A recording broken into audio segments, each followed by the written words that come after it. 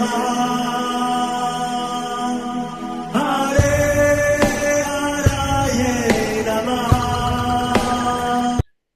कृष्णा जी, आप सबका बहुत बहुत स्वागत है। मंगलाचरण आरंभ करते हैं।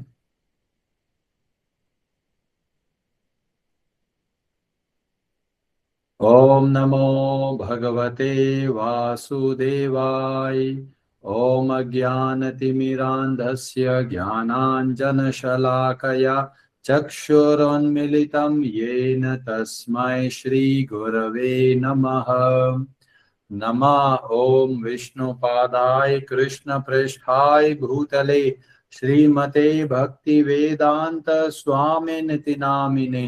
नमस्ते सारस्वते देवे गौरवाणी प्रचारिणे निर्विशेष शून्यवादी पाश्चात्य देश तारिणे।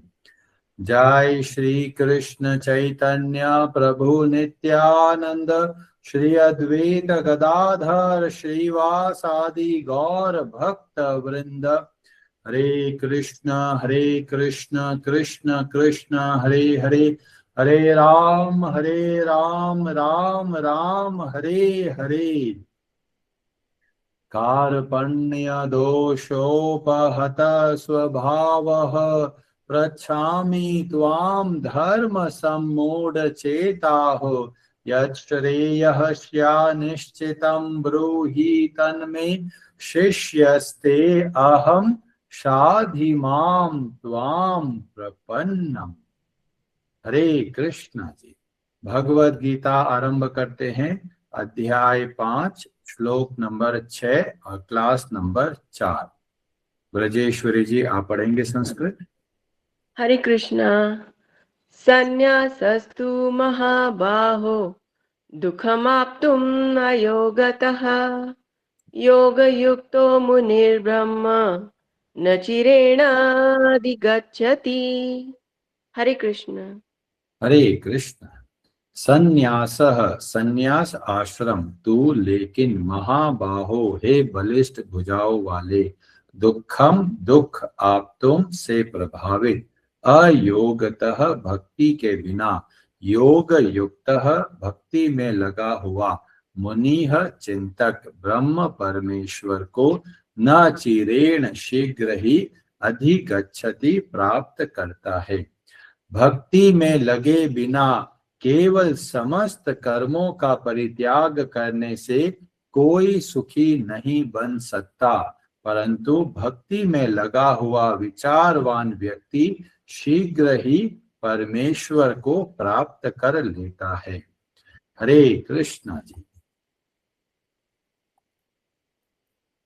तो हम बहुत विस्तार से समझने का प्रयास कर रहे हैं कि वास्तव में हम लोग कब सुखी हो सकते हैं। इस श्लोक से माध्यम से हमको पता चलता है जब हम योग युक्त बनते हैं, जब हम भगवान से जुड़ते हैं, तब वास्तव में हम सदैव प्रसन्न रह सकते हैं।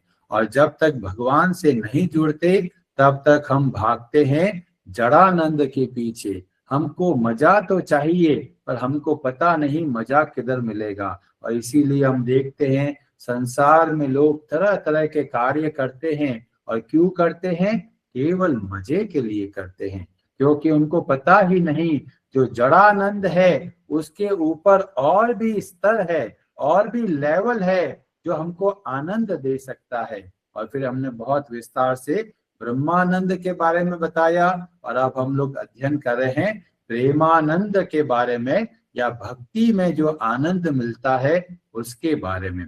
और हमने बताया कि जब हम भगवान से जुड़ते हैं, और भगवान रस राज है, तो जितना हम भगवान से जुड़ते हैं उतना हमको आनंद का अनुभव होता है।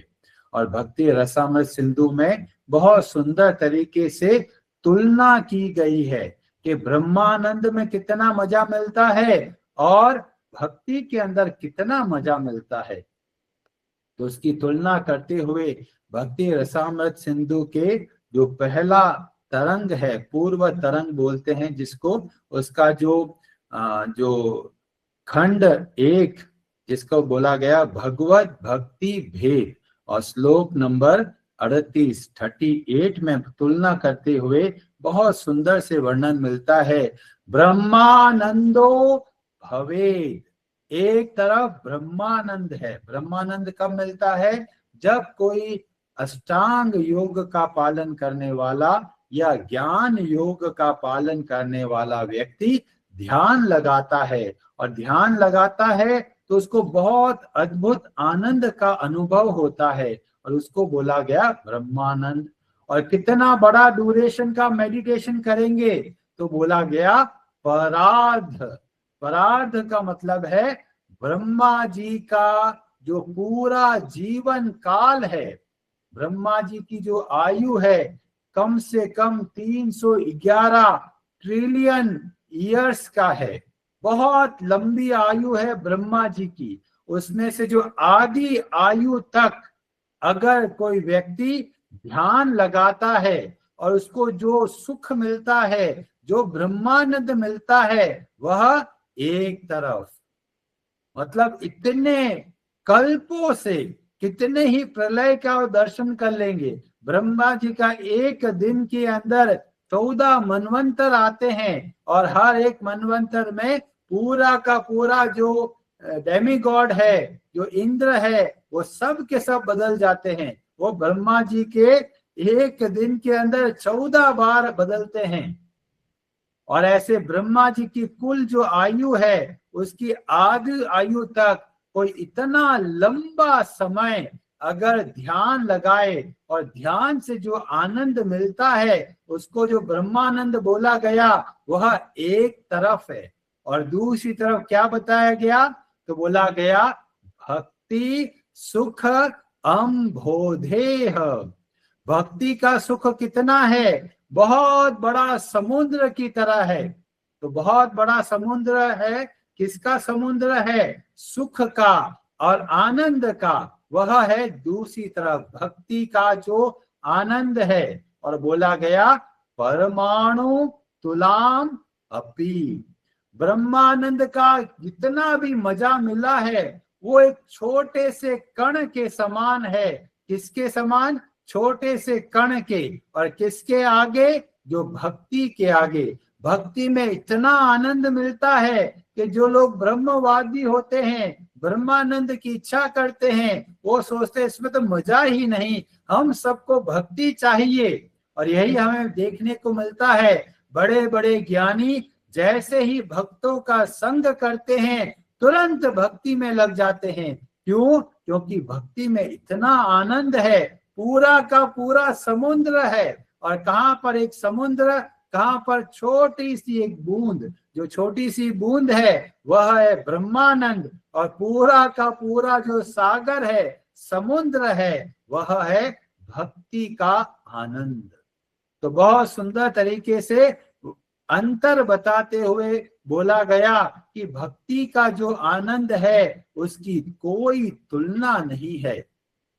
और ऐसा ही वर्णन हमें देखने को मिलता है चैतन्य चरितामृत के जो आदि लीला है, और उसमें जो जो अध्याय 7 और श्लोक नंबर 98, और ये वही श्लोक है जो और जगह पर भी देखने को मिलता है, जैसे कि भक्ति रसामृत सिंधु में भी मिलता है। और एक और ग्रंथ है हरि भक्ति सुधोदया, तो वहां पर भी ये श्लोक हमको देखने को मिलता है। और वहां वर्णन मिलता है त्वत् साक्षात करणा अल्हाद विशुद्धाब्धि स्थितस्य में।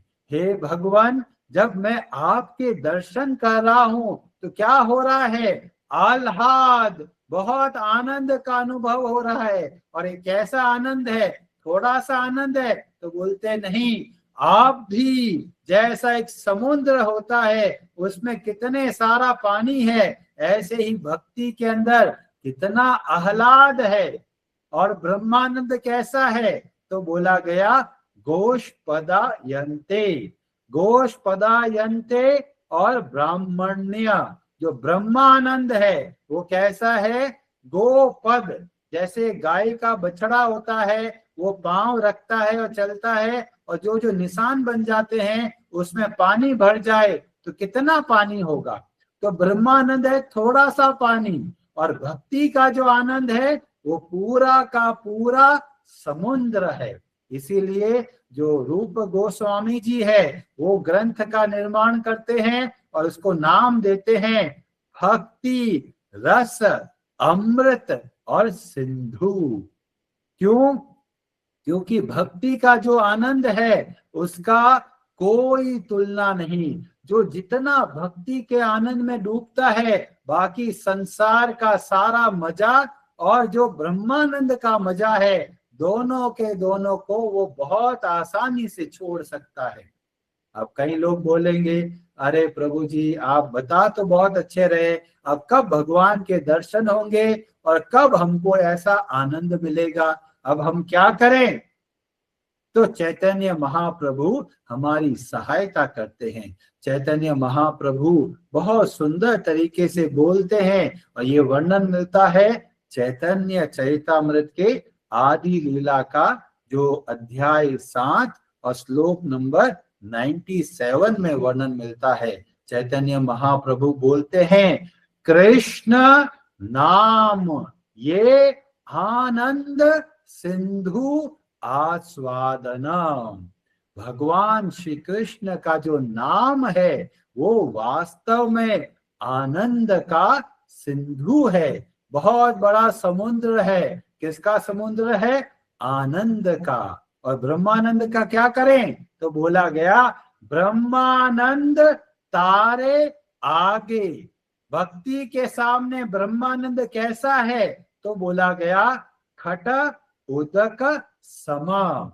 खट उदक समा का मतलब है जो एक नहर चलती है, छोटी सी नहर है और उसमें थोड़ा सा पानी है, उसको बोला गया ये है ब्रह्मानंद। और जो भगवान श्री कृष्ण का नाम है वह है आनंद सिंधु। इसीलिए हमारे सारे आचार्यों ने भगवान श्री कृष्ण के नामों का जप करने का बहुत बहुत महत्व दिया। हमारे आचार्यों ने ध्यान पर इतना महत्व नहीं दिया क्योंकि उनको पता है ध्यान में जो मजा मिलेगा वो बहुत थोड़ा मिलेगा, पर जब भगवान श्री कृष्ण के नामों का जाप करेंगे तो जितना आनंद उसमें मिलेगा उसकी कोई तुलना नहीं है। और इसी बात को बहुत सुंदर तरीके से पद्म पुराण में हमें देखने को मिलता है। कई लोग प्रश्न करेंगे कि भगवान श्री कृष्ण जब हमारे सामने आए तो बहुत अद्भुत आनंद मिलेगा, पर भगवान श्री कृष्ण के नाम क्या उसके अंदर भी इतनी क्षमता है कि हमको इतना आनंद दे सकता है? तो पद्म पुराण में वर्णन मिलता है और चैतन्य चरितामृत में इसके बारे में मिलता है देखने को। और वहां पर बोला गया भगवान श्री कृष्ण का नाम कोई सामान्य नाम नहीं है, नाम चिंतामणि है। ये जो नाम है भगवान श्री कृष्ण का कैसा है? चिंतामणि के समान है। कोई बोलेगा ये चिंतामणि क्या होता है? चिंतामणि का मतलब है जैसे ही हमको चिंतन करते हैं वो हमारा चिंतन पूरा हो जाता है। इसका मतलब क्या है? हमारे अंदर जो भी इच्छाएं आती है वो सब के सब पूरा करती है यह चिंतामणि। और भगवान श्री कृष्ण का नाम कैसा है? नाम चिंतामणि है कृष्ण। भगवान श्री कृष्ण का नाम चिंतामणि के समान है। जितना हम सावधानी से, जितना हम प्रेम से भगवान श्री कृष्ण के नामों का जाप करते हैं तो हम देखेंगे जो जो हमारी इच्छाएं है वो सब के सब स्वतः ही पूरी होती चली जाएगी और जितनी भी अशुद्ध इच्छाएं है वो धीमे धीमे शुद्ध होती चली जाएगी। और क्या विशेषता इस नाम की? तो बोला गया चैतन्य रस विग्रह। भगवान श्री कृष्ण का जो नाम है वह विग्रह है। किसका विग्रह है? चैतन्य रस। चैतन्य रस बहुत स्पेशल शब्दों का प्रयोग किया गया। रस के बारे में तो हमको पता है, जैसे आम रस में मजा मिलता है, लोगों को आंखों से मजा लेना चाहते हैं, जीभ से मजा लेना चाहते हैं। पर यहाँ पर बताया गया भगवान श्री कृष्ण के नामों के अंदर क्या है? चैतन्य रस विग्रह। ये रस कैसा है? ये स्थायी रस नहीं है, ये चैतन्य रस है। ये बहुत स्पेशल रस है जो हमको मिलता है और बहुत आनंद का अनुभव कराता है। इसमें बताया गया जो भक्ति के अंदर रस है, भगवान के नामों का जो रस है वो बढ़ता जाता है, बढ़ता जाता है, खत्म नहीं होता और न कम होता है। बाकी जो मजा है जैसे कि ब्रह्मानंद, वो उसको बोला गया शांत रस है, उसमें स्थिरता रहती है। पर यहाँ पर जो रस मिलता है भक्ति में वो चैतन्य रस है जो बढ़ता है। चैतन्य का मतलब बहुत एक्टिव है और निरंतर बढ़ता जाता है।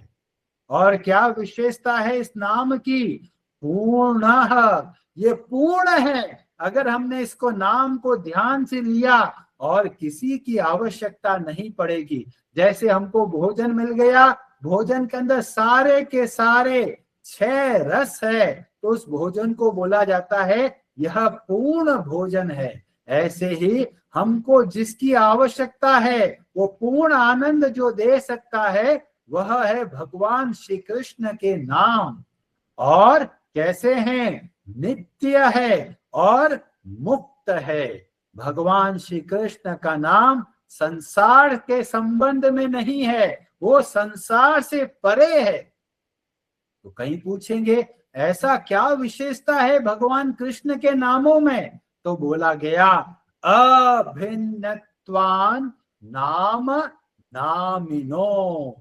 भगवान श्री कृष्ण और भगवान श्री कृष्ण के नामों में कोई अंतर नहीं है। जैसे ही हम मुंह से हरे कृष्ण बोलते हैं, साक्षात भगवान श्री कृष्ण राधा रानी के साथ में हमारे सामने प्रकट हो जाते हैं। कहाँ पर गोलोक वृंदावन और कहाँ इतना दूर पृथ्वी में छोटी सी जगह पर हम बैठे हुए और भगवान श्री कृष्ण का नाम कितना शक्तिशाली है कि मुंह पर नाम लेते ही भगवान हमारे सामने प्रकट हो जाते हैं। अब कई लोग बोलेंगे प्रभु जी बहुत सुंदर आपने बताया भगवान के नामों की महिमा, पर बहुत भारी समस्या है। इतना नामों का जप कर रहे हैं पर वैसा आनंद नहीं मिल रहा जैसा आप हमको बता रहे हो। तो समस्या कहाँ पर है? तो समस्या का समाधान बताते हुए और कारण बताते हुए हमें हमारे आचार्य गण बताते हैं, और जिसका डिस्कशन हम कल की कथा में करेंगे। हरे कृष्णा प्रभु जी। हरे कृष्णा जी। प्रभु जी मैं पूछना चाहती हूँ, जैसे आपने भक्ति के बारे में बात करी है, तो भक्ति में हम ये बोल सकते हैं कि जैसे भक्त होते हैं, तो भक्त जो है, भक्तास जो हम बोलते हैं, उनके भी स्टेज होते हैं, डिफरेंट डिफरेंट जैसे स्टेज है।